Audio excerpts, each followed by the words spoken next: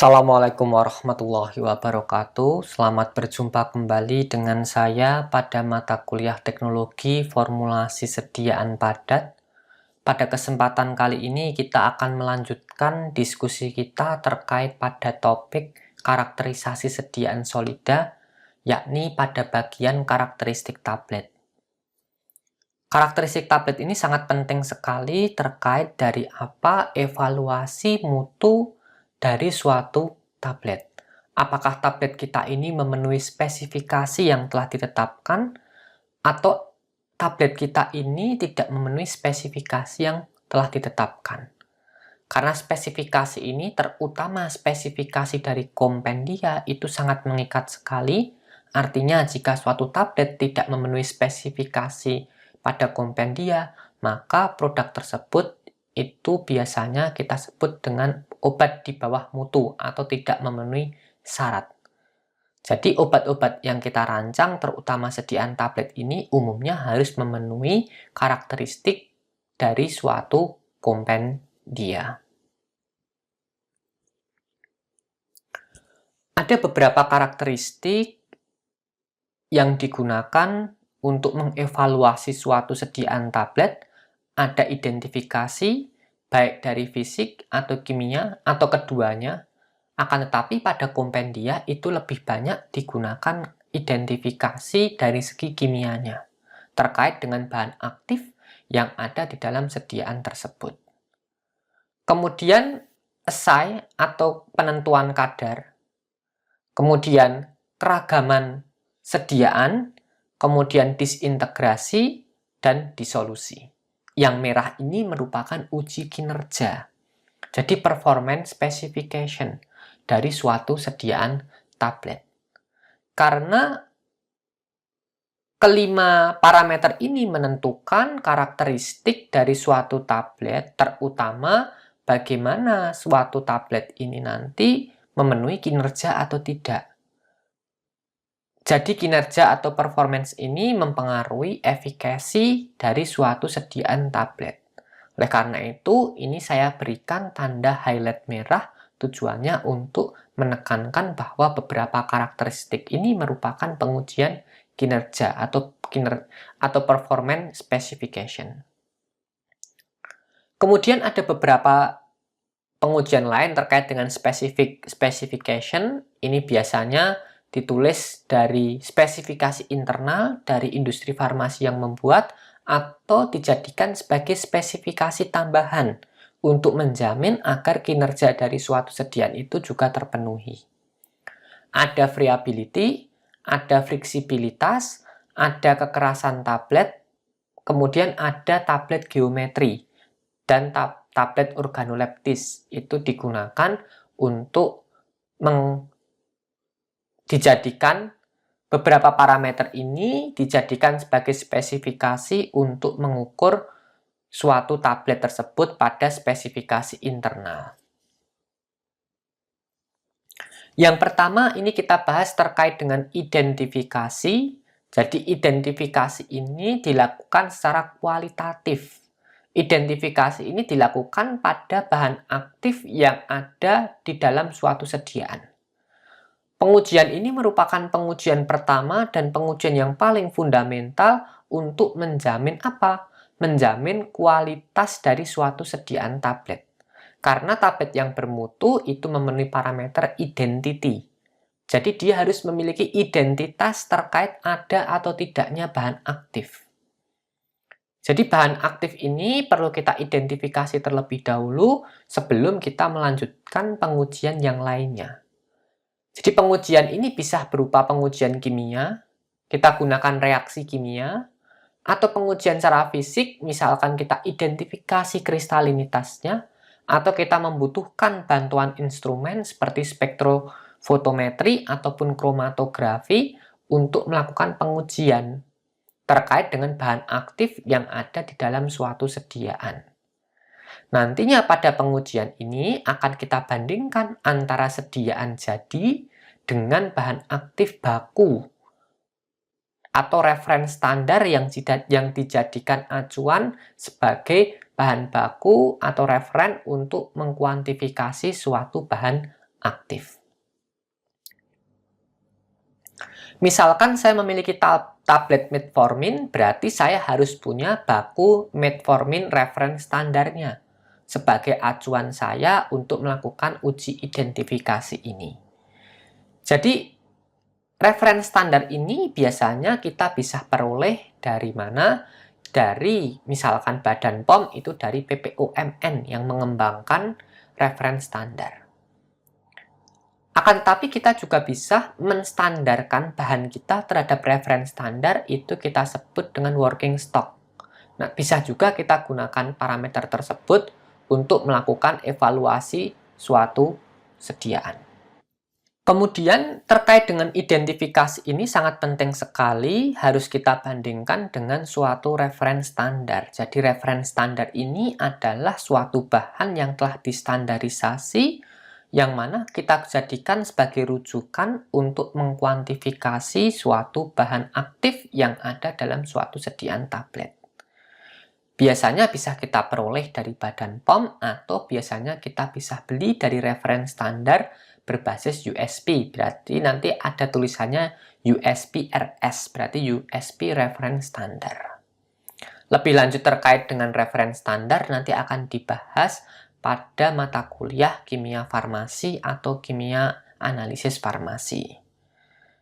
Kemudian, pada pengujian identifikasi ini menjadi gerbang utama sebelum kita melanjutkan ke pengujian-pengujian selanjutnya.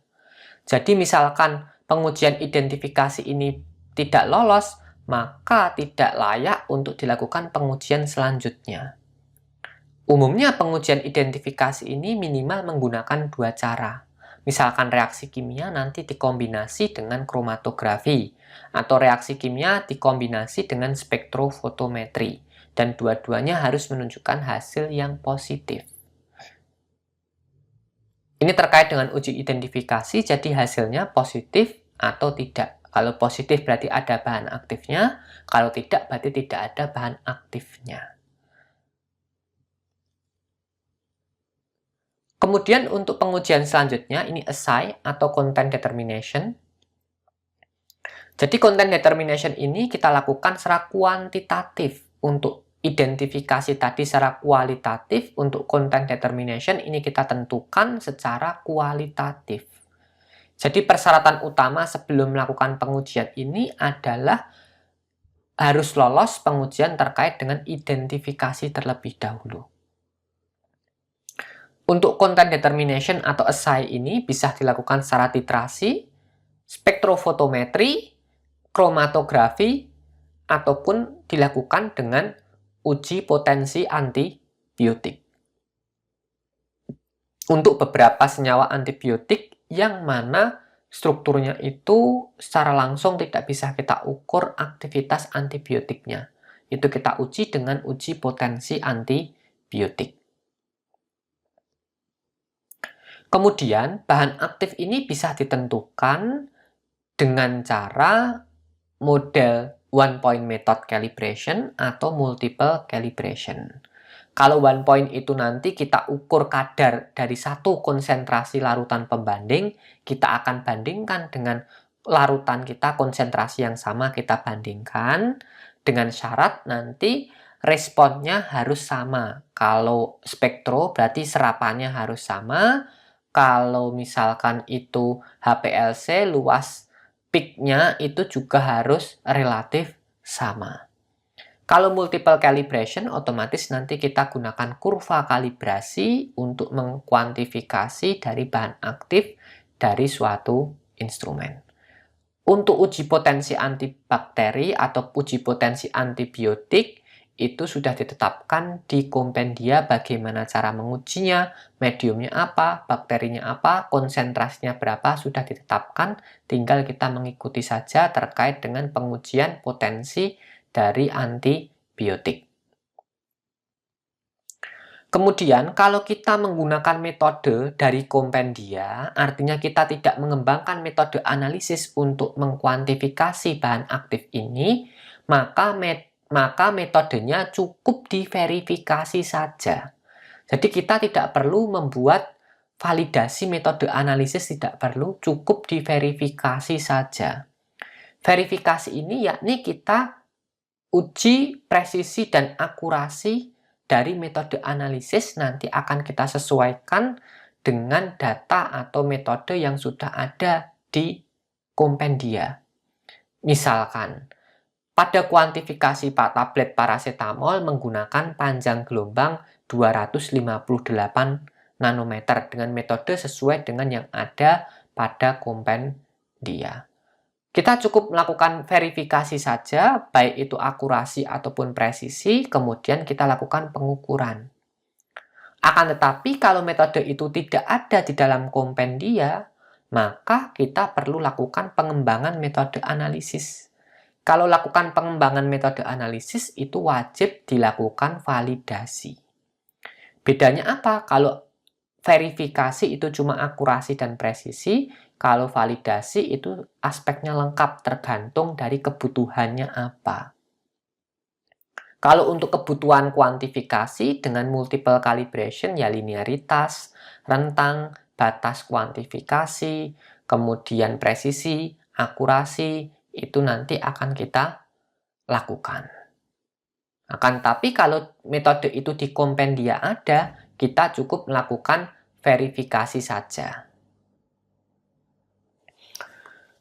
Ini adalah contoh dari kompendia terkait dari saya screenshot dari beberapa monografi, ada tablet gemfibrozil dan ada tablet nystatin. Untuk gemfibrozil itu konten requirement-nya, jadi persyaratan kadarnya itu berada di definisi. Jadi tablet gemfibrozil itu mengandung NLT itu not less than, tidak kurang dari 90% dan tidak lebih dari 110% dari label jumlah senyawa yang terlabel yakni gemfibrozil setara dengan C15H22O3. Berarti ini bisa kita ukur bahan aktifnya ini berdasarkan jumlah zat atau senyawa dari gemfibrozil ini.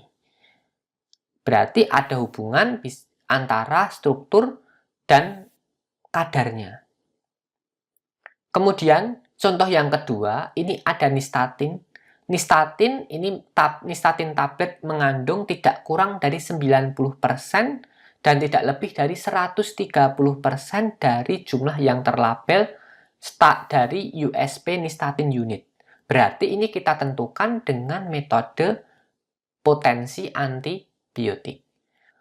Jadi bisa dilihat di antibiotik microbial assay terkait bagaimana cara menguji antibiotik nystatin ini, kemudian nanti akan kita ukur kadarnya. Jadi di sini membuktikan bahwa kadar atau persyaratan kadar itu setiap monografi berbeda-beda. Tapi paling banyak secara umum itu 90-110%. Di sini membuktikan nystatin ini 90-130%. Nanti ada yang 95-103% juga ada yang 80-110% juga ada. Ini bervariasi, jadi untuk kadar ini berarti wajib dilihat pada monografi masing-masing. Oleh karena itu, sebelum kita memformulasikan, syarat utama yang kita baca adalah kita mencari acuan kompendia terlebih dahulu. Karena kalau tanpa acuan kompendia, kita tidak bisa merancang karakteristik utama terkait dengan kinerja, yakni kadar tersebut. Jadi harus kita pastikan terlebih dahulu dalam merancang suatu sediaan tablet ini perlu kita cek terkait dengan acuan kompendianya. Di farmakope mana ada monografi dari tablet yang akan kita rancang. Untuk pilihan pertama silahkan boleh menggunakan farmakope Indonesia. Kalau tidak ada boleh menggunakan farmakope Amerika. Kalau tidak ada boleh menggunakan farmakope yang setara lainnya. Misalkan European, British, Japan, China, kemudian beberapa farmakope yang lain bisa Mas Mbak gunakan sebagai acuan kompendia dalam merancang formulasi sediaan tablet nantinya. Kemudian kita lanjutkan pada pengujian atau karakterisasi selanjutnya, yakni keragaman dari sediaan. Untuk keragaman dari sediaan ini ada dua cara. Yang pertama, keragaman kadar atau content uniformity, dan ada variasi bobot. Untuk variasi bobot ini dan keragaman kadar ini dibagi di dalam USP berdasarkan atas apa? Yang pertama atas dua kriteria. Kriteria pertama, dia nanti memiliki jumlah bahan aktif yang lebih dari 25 mg dan itu setara dengan 25% dari bobot total tabletnya. Jadi misalkan saya memiliki tablet natrium diklofenak dengan bobot 25 mg, tapi bobot tabletnya ternyata itu cuma 75 mg. Berarti dia memenuhi parameter bobot bahan aktifnya ini lebih dari 25 mg, lebih dari sama dengan 25 mg, dan merupakan bahan aktifnya ini proporsinya lebih dari sama dengan 25%. Karena 25 dibagi 75 itu sama dengan 3,33%. Ini karakteristik pertama. Untuk karakteristik kedua itu adalah sediaan tablet dengan bahan aktif kurang dari 25 mg atau kurang dari 25%-nya. Berarti yang karakteristik pertama tadi bahan aktif lebih dari sama dengan 25 mg dan harus proporsi bahan aktif dari bobot total tabletnya itu lebih dari sama dengan 25%. Itu kita umumnya bisa kita gunakan weight variation atau variasi bobot atau keragaman bobot nantinya.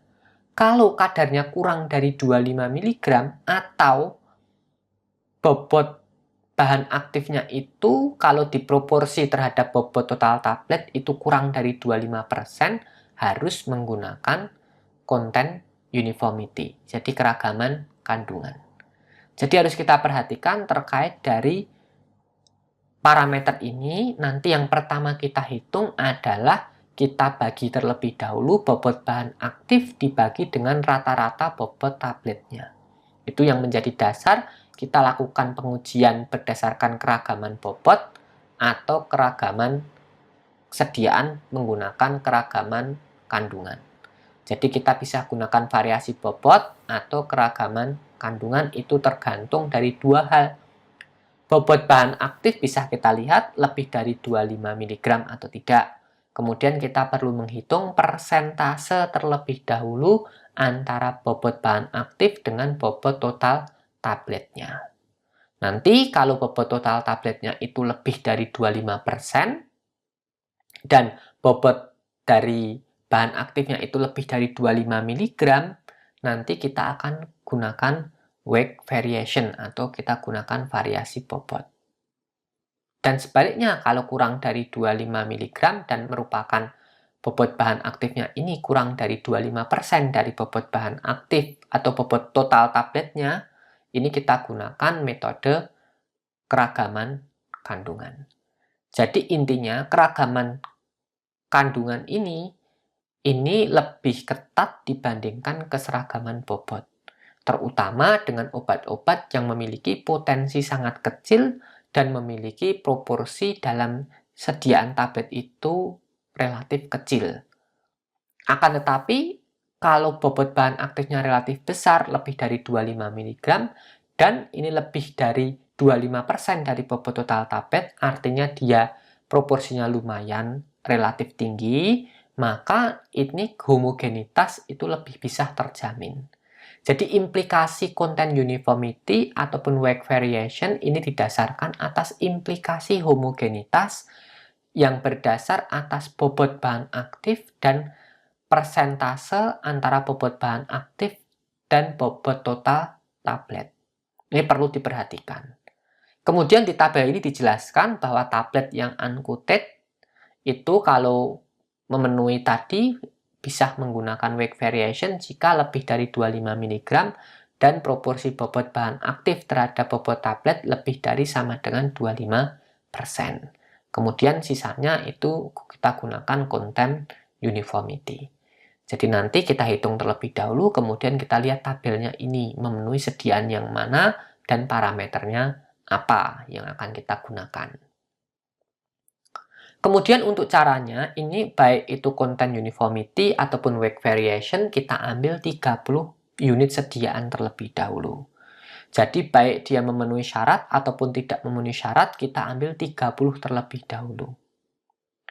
Kemudian setelah kita ambil 30, ini dari 30 itu kita ambil 10 tablet pada tahap pertama atau 10 unit. 10 unit kita gunakan untuk melakukan perhitungan nantinya. Kemudian dari 10 unit nanti akan kita tentukan kadarnya. Kalau kita gunakan content uniformity, jadi satu-satu sediaan itu akan kita tentukan kadarnya. Jadi satu sediaan kita gerus, kemudian kita tentukan kadarnya. Kemudian sediaan 2 kita gerus, kita tentukan kadarnya. Dan seterusnya sampai 10 sediaan. Itu untuk content uniformity. Sedangkan untuk weight variation, itu nanti kita timbang bobotnya satu per satu dari 10 sediaan. Kemudian setelah kita timbang, nanti kita perlu perhitungkan dari hasil penetapan kadar yang sudah kita lakukan, kita hitung bobot bahan aktif dalam satu tablet dengan perbandingan antara kadar yang sudah ditentukan dengan bobot yang telah ditimbang. Kemudian nanti kita hitung persentase terhadap label yang ditulis pada sediaan. Jadi yang akan kita ukur untuk menghitung weight variation dan content uniformity terkait dengan uniformity of dosage unit nanti adalah persentase dari kadar yang ada tertulis pada label. Jadi kita persentasekan kadar dari bahan aktif kita yang terkuantifikasi jumlahnya berapa, kemudian kita bagi dengan yang tertulis di dalam label. Kita persentase itu yang akan kita hitung untuk menentukan, jadi persentase itu yang akan kita gunakan untuk menentukan nantinya keterimaan dari parameter uniformity of dosage unit ini. Kemudian ada parameter yang digunakan untuk menghitung keterimaan, itu kita sebut dengan acceptance value. Jadi dengan acceptance value ini nanti keragaman sediaan kita, baik dari weight variation ataupun content uniformity, itu bisa memenuhi dari parameter ini.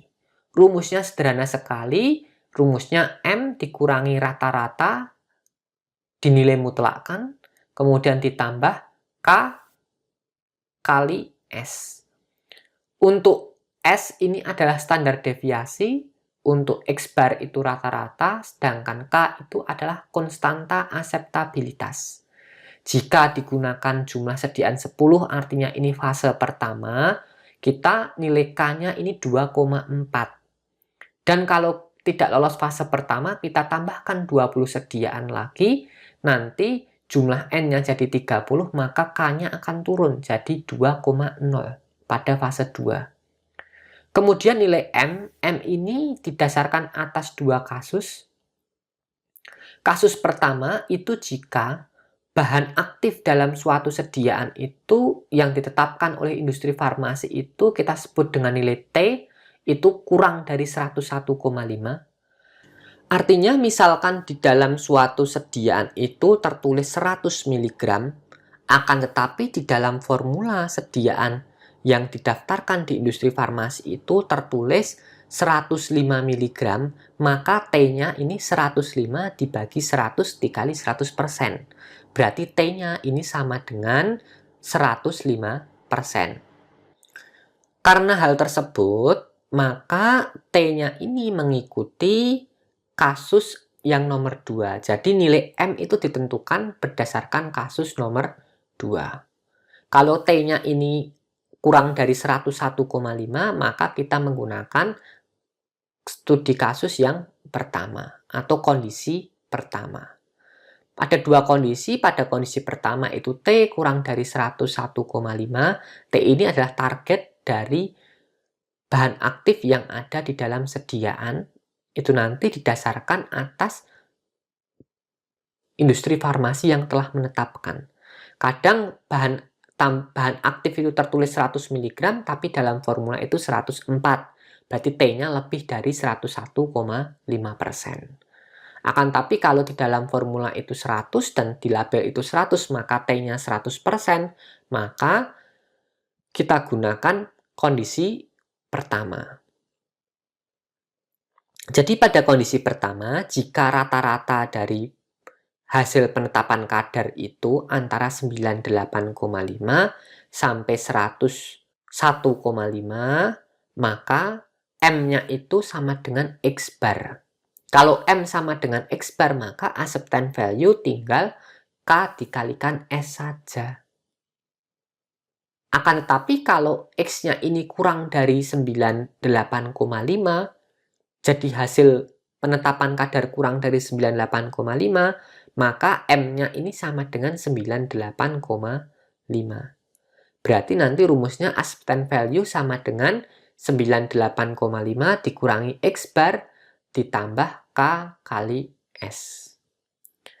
Dan jika X bar ini atau hasil penetapan kadar ini lebih dari 101,5, maka perhitungan acceptance value-nya M sama dengan 101,5 dikurangi X bar ditambah dengan K kali S.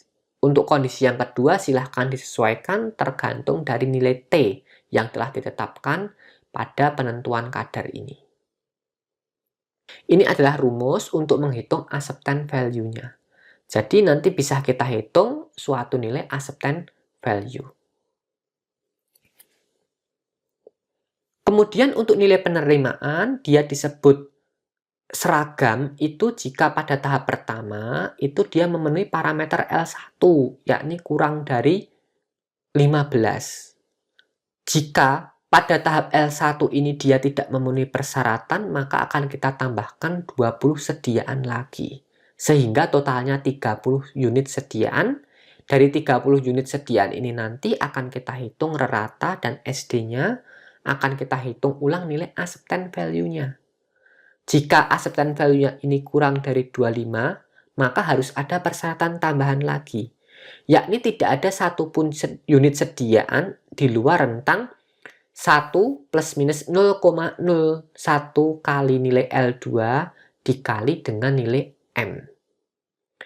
Jadi, kalau kita hitung L2-nya ini menggunakan 25, berarti tidak boleh di luar rentang 1 plus minus dari 0,25, berarti nanti plus minus 1,25 dari nilai M. Itu adalah batasan terkait dari tahap kedua jika tahap pertama tidak lolos. Artinya, ini tidak boleh ada satupun unit, misalkan M-nya ini 100%, berarti tidak ada satupun unit yang kurang dari 75%, dan tidak ada satupun unit yang kurang dari 125%. Jadi syaratnya 75 sampai 125. Misal M-nya ini adalah 100. Untuk M-nya yang lain silahkan dihitung dan disesuaikan sendiri. Jika dia tidak lolos pada tahap ke-1, harus kita sesuaikan dengan dua persyaratan ini. Apabila L2-nya kurang dari 25, tapi tidak memenuhi persyaratan tambahan ini, ya dia tidak lolos dalam uji keragaman sediaan.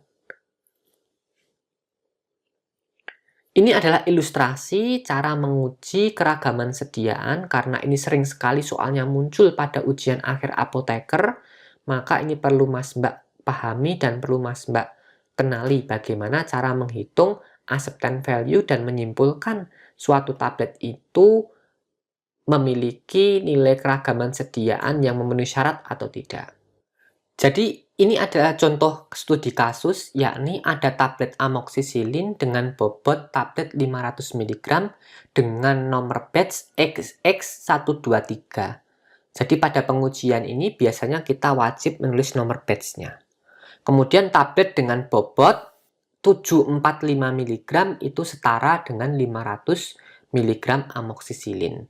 Jadi setelah ditetapkan kadarnya, ternyata 500 mg amoksisilin itu setara dengan 745 mg dari tablet yang telah diserbuk tadi. Ini adalah hasil penetapan kadar. Kemudian data tabletnya ada 10 karena ini nanti kita gunakan pada tahap pertama dulu, tapi kita ambil 30. Karena amoksisilin ini 500 mg dan bobot ratanya sekitar 745, maka dia lebih dari 25 mg dan dia lebih dari 25% dari persentase amoksisilin bahan aktif dibagi dengan bobot tablet. 500 dibagi dengan 745 sekitar 70%-an ke atas. Berarti dia sudah memenuhi parameter pengujian keragaman sediaan dengan menggunakan weight variation, dengan variasi bobot. Jadi kita ambil 10 sediaan, kita timbang satu per satu. Jadi bobot tablet 1 740, tablet 2 720, tablet 3 770, dan seterusnya sampai tablet 10 itu 760. Diperoleh bobot rata-rata dari tablet ini adalah 743,2 dengan SD 37,5. Kemudian kita hitung kandungan amoksisilin dalam per tabletnya. Caranya bagaimana? Tinggal kita hitung saja berdasarkan hasil penetapan kadar. Hasil penetapan kadar menunjukkan bahwa 7045 mg dari serbuk tablet ini mengandung 500 mg amoksisilin. Berarti untuk menghitung jumlah bahan amoksisilin atau bahan aktif dalam satu tablet itu bobot dari tablet yang ditimbang pada masing-masing tablet dibagi 745 dikali 500. Sehingga kita peroleh kandungan amoksisilin pada tablet pertama itu 496,64 mg. Untuk bobot amoksisilin pada tablet kedua ini 483,22 mg. Sampai bobot amoksisilin pada tablet ke-10 yakni 510,07 mg. Sehingga diperoleh rata-rata yakni 498,79 mg dengan nilai SD 9,49 mg. Kemudian kita lanjutkan untuk menghitung persentasenya, karena untuk menghitung nilai acceptance value itu didasarkan persentase dari label yang ada pada etiketnya. Jadi tadi pada studi kasus dijelaskan bahwa amoksisilin tablet 500 mg. Berarti kita perlu lakukan persentase kandungan amoksisilin berapa miligramnya kita bagi dengan etiketnya. Berarti 496,64 kita bagi dengan 500, kita kalikan dengan 100%. Diperoleh persentase 99,33%. Untuk tablet yang kedua 96,64%. Dan tablet sampai tablet ke-10 ini 102,01%. Sehingga diperoleh tablet kandungan dalam persentase ratanya 99,76% dengan SD 4,99%. Kemudian langkah selanjutnya yakni kita hitung nilai acceptance value. Tadi rumusnya kita tulis ulang sama dengan M dikurangi dengan X bar ditambah K kalikan S. M ini kita peroleh dengan cara apa? Kita lihat hasil penetapan kadarnya. Hasil penetapan kadar kita adalah 99,76. Berarti 99,76 ini antara rentang lebih dari 98,5 dan kurang dari 101,5, maka nilai M sama dengan X bar. Jadi karena M sama dengan X bar, nanti acceptance value sama dengan K dikalikan S saja. Kemudian K-nya ini 2,4 karena sampel yang kita ambil 10. Kemudian SD-nya dari hasil perhitungan persentase, SD-nya ini 4,99. Maka nilai AV sama dengan M-nya kita tulis ulang sama dengan X bar, yakni 99,76 dikurangi 99,76 sama dengan 0. Jadi habis ini Kemudian kita peroleh nilai AV 2,4 dikali 4,99. Kita peroleh nilai acceptance value 11,98. Dari hasil ini bisa kita simpulkan bahwa amoksisilin tablet 500 mg dengan nomor batch XX123 ini telah memenuhi persyaratan dari Uniformity of Dosage Unit karena nilai acceptance value-nya kurang dari 15 pada tahap pertama. Ini adalah ilustrasi cara menghitung keragaman sediaan menggunakan nilai acceptance value. Ini mulai dilakukan tahun 2015 karena muncul farmakope baru itu 2014 muncul, baru diimplementasikan terkait dengan pengujian acceptance value. Dulunya pakai kolom A, kolom B, C, V, dan seterusnya. Sekarang pakai nilai acceptance value. Ini lebih reliable karena mempertimbangkan bobot dan persentase dari bahan aktif terhadap bobot tabletnya. Mana yang dihitung menggunakan weight variation, mana yang dihitung menggunakan content uniformity. Jadi berbeda karena resikonya juga berbeda. Dengan resiko tinggi biasanya pakai content uniformity, dengan resiko homogenitas rendah kita pakai weight variation. Kemudian kita lanjutkan untuk evaluasi atau karakterisasi selanjutnya, yakni disintegrasi. Disintegrasi ini mengukur waktu hancur, jadi menggambarkan kemampuan suatu tablet ini untuk hancur ketika kontak dengan medium di lambung. Itu implikasinya atau implementasinya. Untuk pengujiannya ini menggunakan suatu alat yang kita sebut dengan disintegration tester atau alat uji waktu hancur. Jadi aparatus ini terdiri dari 1000 ml gelas beker dengan tinggi antara 138 sampai 160 dan dengan diameter 97 sampai 115 mm. Jadi beker gelasnya sudah ada ketentuannya.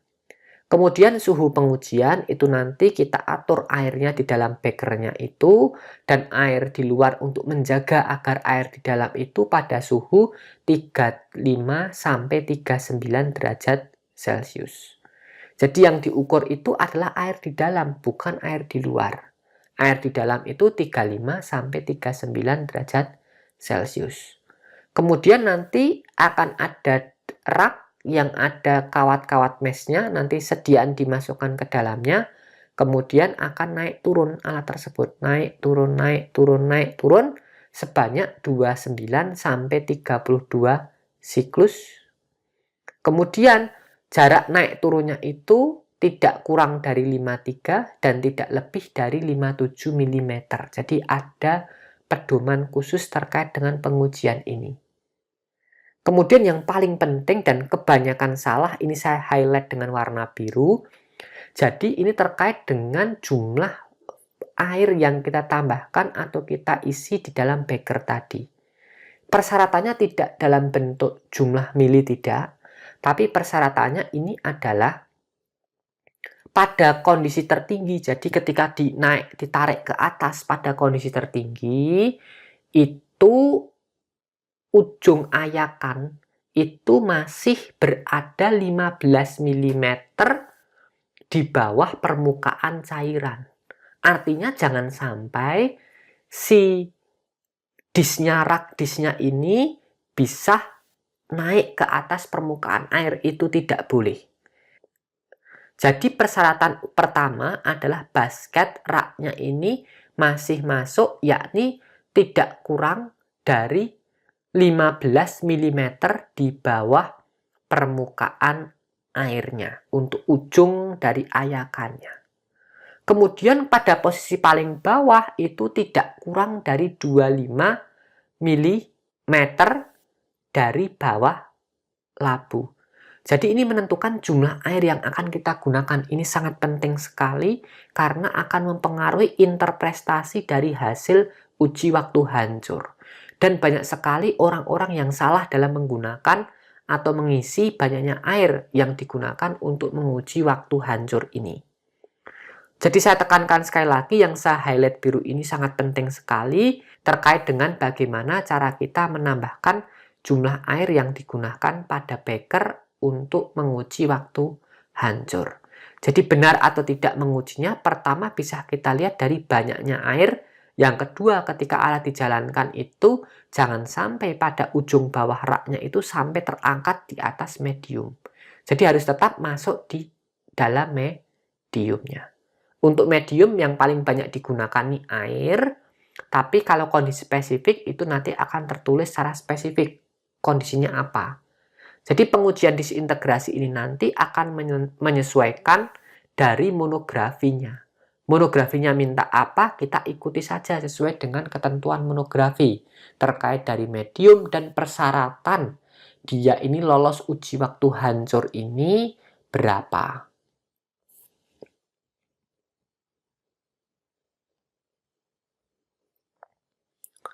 Kemudian untuk waktu hancur itu untuk general prosedurnya, untuk tablet yang tidak bersalut itu menggunakan 6 tablet.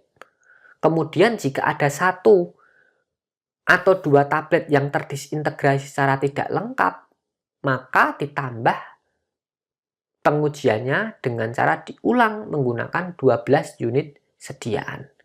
Artinya dari 18 unit tadi, maksimum itu 2 yang tidak boleh hancur secara sempurna. Jadi yang disebut hancur itu tidak melarut, partikelnya tidak, akan tetapi granul atau tablet ya ini terdisintegrasi menjadi granul-granul sampai diperoleh suatu massa sisa akhir itu yang tidak jelas wujudnya, ini tablet atau ini granul. Itu baru kita sebut proses waktu hancurnya ini berhenti. Jadi nanti dinaik turunkan, diamati secara visual, kita berhentikan waktu evaluasinya.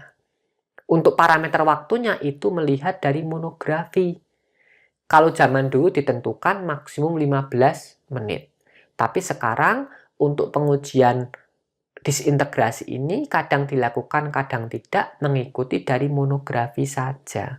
Kalau monografi ada dan mempersyaratkan seperti tablet asam nefenamat, yaitu harus kita uji disintegrasi dan persyaratannya ada di situ, berapa menit batasnya itu ada. Kemudian untuk tablet yang disalut biasa, ini biasanya film coated atau biasanya ambient protectant coating, ini dilakukan pengujiannya sama seperti dengan tablet yang tidak disalut dengan nanti kondisi individual dari monografi terkait dengan persyaratan yang ditetapkan. Kemudian untuk enteric coated ini menggunakan proses pengujian yang sama dan persyaratan yang sama dengan uncoated tablet, akan tetapi ada perbedaan, yakni pada tahap pertama 1 jam menggunakan SGF, ini tidak boleh tabletnya ini hancur atau retak dari proses pensalutannya. Kemudian dilanjutkan dengan SIF, SGF itu simulated gastric fluid, kemudian SIF itu simulated intestinal fluid. Jadi cairan lambung tiruan selama 1 jam dilanjutkan dengan cairan usus tiruan. Untuk batas waktu dan persyaratan mengikuti dari kompendia pada monografi masing-masing. Kemudian untuk tablet bukal ini dilakukan prosesnya sama seperti uncoated tablet, tapi persyaratan waktunya ini telah ditetapkan, yakni 4 jam pengujian. Jadi kalau lebih dari 4 jam dia tidak lolos, kalau kurang dari 4 jam dia lolos. Kemudian untuk tablet sublingual ini sama seperti tablet uncoated, proses pengujian, persyaratan, dan yang lain-lain sama. Akan tetapi perbedaannya nanti ketika ditulis spesifik dalam monografinya terkait dengan persyaratan uji waktu hancur ini. Kemudian kalau dalam bentuk hard gelatin kapsul ini sama pengujiannya sama persis dengan uncoated tablet, tapi perbedaannya wear basketnya jadi ayakannya ini diubah. Jadi 1,2 dengan diameter 1,2 mm diubah menjadi 2,2 mm. Baru boleh digunakan untuk menguji terkait dengan kapsul keras. Kemudian untuk kapsul lunak ini sama persis dengan pengujian kapsul keras. Jadi nanti untuk kapsul bisa dilihat nanti kalau dia sudah leakage, bocor, kemudian tinggal cangkang kapsulnya saja, itu sudah kita sebut dengan hancur. Akan tetapi kalau terbentuk apetile, yang susah untuk larut itu nanti akan menjadi problem terkait dengan proses pengukuran waktu hancur. Karena gelatin itu umumnya semakin lama itu semakin cross-linking, semakin mengeras akan membentuk suatu cangkang yang keras dan nanti akan membentuk gel dan nanti susah untuk terdisintegrasi. Itu menjadi suatu concern tersendiri ketika kita lakukan proses pengujian waktu hancur, terutama untuk sediaan kapsul, baik kapsul keras ataupun kapsul lunak. Kemudian pengujian selanjutnya yakni friability dan flexibility. Bedanya apa? Alatnya agak sedikit berbeda. Kalau friability itu dayungnya satu, kemudian flexibility itu atau fleksibilitas itu pedalnya banyak sekali di pinggir-pinggir tapi tidak sampai membuat tablet itu berguling. Hanya tablet itu digesek-gesekkan saja untuk menguji pengaruh dari gaya gesekan. Untuk friability ini biasanya kita gunakan pengujian ini untuk apa? Implementasinya agar tablet yang kita produksi ini tidak rapuh dan tabletnya ini memiliki integritas yang kuat dan dia tahan terhadap goncangan mekanik. Kalau tabletnya rapuh, nanti banyak bahan yang terkikis dari situ, kemudian bobotnya turun dan tidak memenuhi dari spesifikasi terkait dengan kadar, itu nanti akan bermasalah. Walaupun si friabilitas ini merupakan evaluasi spesifik sebagai penunjang kinerja, akan tapi ini juga bisa berpengaruh terhadap performan dari suatu sediaan, karena nanti ketika terkikisnya itu banyak, maka akan menurunkan kadar yang relatif banyak juga. Di kompendia itu dipersyaratkan bahwa friabilitas yang baik itu kurang dari 1%. Untuk pengujiannya, kalau zaman dahulu digunakan 20 tablet. Kalau zaman sekarang berbeda, Mas, Mbak. Perlu diperhatikan. Yang pertama, kita harus timbang bobot rata-rata tablet dulu itu berapa. Kalau bobotnya itu kurang dari 250 mg, maka nanti yang diambil itu adalah kita timbang totalnya minimal 6,5 gram. Jadi bisa 10, bisa 20, bisa 30, bisa 40, dan seterusnya tergantung dari bobot tabletnya berapa ini. Intinya totalnya 6,5 gram. Kemudian kalau bobot tabletnya lebih dari 650 mg, maka cukup diambil 10 tablet saja. Jadi parameter penting di sini adalah banyaknya tablet yang akan kita ambil tergantung dari bobot tablet. Itu sangat penting sekali. Jadi yang pertama, ini perlu kita tentukan bobot rata-rata dari tablet kita berapa. Nanti menentukan banyaknya sediaan yang akan kita uji pada pengujian friabilitas ini. Kemudian alatnya itu akan diputar 100 kali dengan kecepatan putaran 25 rpm. Umumnya dilakukan sekali putar saja, akan tetapi nanti bisa diulang 3 kali jika hasilnya sangat jauh sekali. Kemudian jika ada tablet yang pecah, ada tablet yang patah, atau tablet yang terbelah, itu nanti pengujiannya itu kita sebut dengan pengujian yang gagal. Jadi dia tidak lolos pengujian friabilitas. Kemudian friabilitas ini dapat dihitung berdasarkan apa? Bobot yang hilang sebelum dan sesudah proses pengujian. Jadi sebelum pengujian kita timbang bobotnya setelah kita bebas debukan, kemudian setelah diuji kita bebas debukan, kemudian kita timbang, nanti kita hitung selisihnya, kita persentase dengan bobot awalnya. Nanti kita persentase syaratnya 1%. Jadi kalau lebih dari 1% berarti dia tidak lolos pengujian friabilitas. Kemudian untuk tablet effervescent atau beberapa tablet yang memiliki kondisi khusus harus kita kontrol kelembapannya karena dia memiliki proses higroskopis. Nanti jangan-jangan ditimbang sebelum dan setelah malah bobotnya nambah. Itu gara-gara material kita higroskopis. Harusnya setelah diuji itu turun atau sama bobotnya, tapi kalau sama itu relatif kecil sekali kemungkinannya. Tapi kalau untuk beberapa bahannya higroskopis, nanti setelah diuji karena kelembapannya tinggi, malah nambah. Jadi bingung, kok bisa kerapuan nambah? Padahal dia tidak paham terkait dengan bahan yang digunakan itu bersifat higroskopis. Jadi perlu berhati-hati terkait dengan pengujian ini tergantung dari karakteristik material awal kita. Oleh karena itu preformulasi sangat penting sekali terkait bagaimana nanti kita akan melakukan proses evaluasi atau merancang tahap evaluasi dari sediaan tablet ini. Kemudian selanjutnya yakni tablet breaking force ini diatur dalam USP juga. Di tablet breaking force ini bisa menggunakan alat berbagai macam. Ada alat Stokes Monasto, ada alat dalam bentuk tuas, ada alat dalam bentuk otomatis. Untuk alat yang otomatis ini lebih reliable, artinya apa? Tekanan yang diberikan itu relatif sama. Karena nanti ini akan menekan dan laju kecepatannya ini sudah diatur sama. Artinya gaya yang diberikan akan sama. Tapi kalau dengan model alat Stokes Monasto yang diputar, diulir semacam itu, tergantung dari kecepatan mengulirnya. Diulir cepat sama diulir lambat itu berbeda. Apalagi model strongkop alatnya kayak model tuas, itu juga berbeda. Kalau ditekan kencang sama tekan pelan-pelan, itu akan menghasilkan kekerasan yang berbeda. Oleh karena itu harus kita tulis terkait dengan pengujian kekerasan ini bagaimana cara kita menguji itu harus memiliki gaya yang konstan. Muternya harus konstan, pelan-pelan konstan terus. Kemudian kalau kita tuas ya kita konstan, tarik kencang. Jangan sampai kalau lapar letoy tapi kalau habis makan kencang. Nanti efeknya kekerasannya juga akan bervariasi. Oleh karena itu, tablet breaking force ini sangat ditentukan sekali daripada proses pengujiannya, terutama kalau kita gunakan alat Stokes Monasto atau alat tuas tadi. Yang paling reliable kita gunakan sistem otomatis, agar gaya yang diberikan itu tetap sama. Jadi nanti tablet satu dengan tablet yang lainnya ini variabel pemoderasinya itu 0, tidak ada.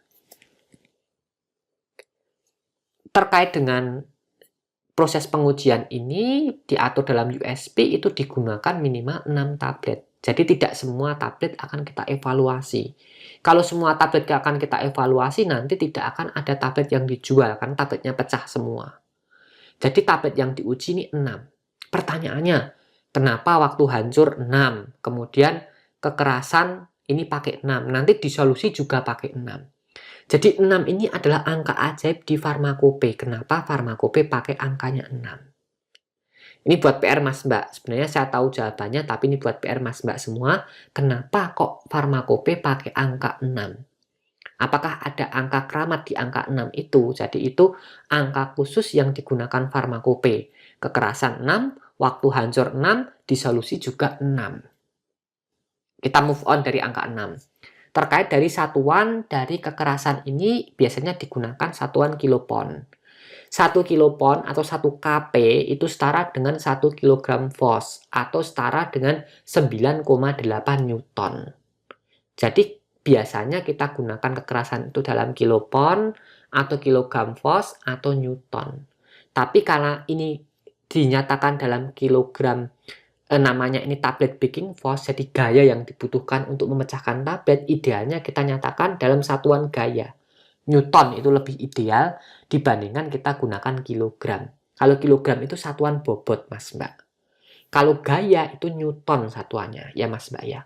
Atau SCU, strong cup unit. Itu satu strong cup unit itu 1,4 kilopon. Jadi nanti dihindari menulis satuan kekerasan itu kilogram.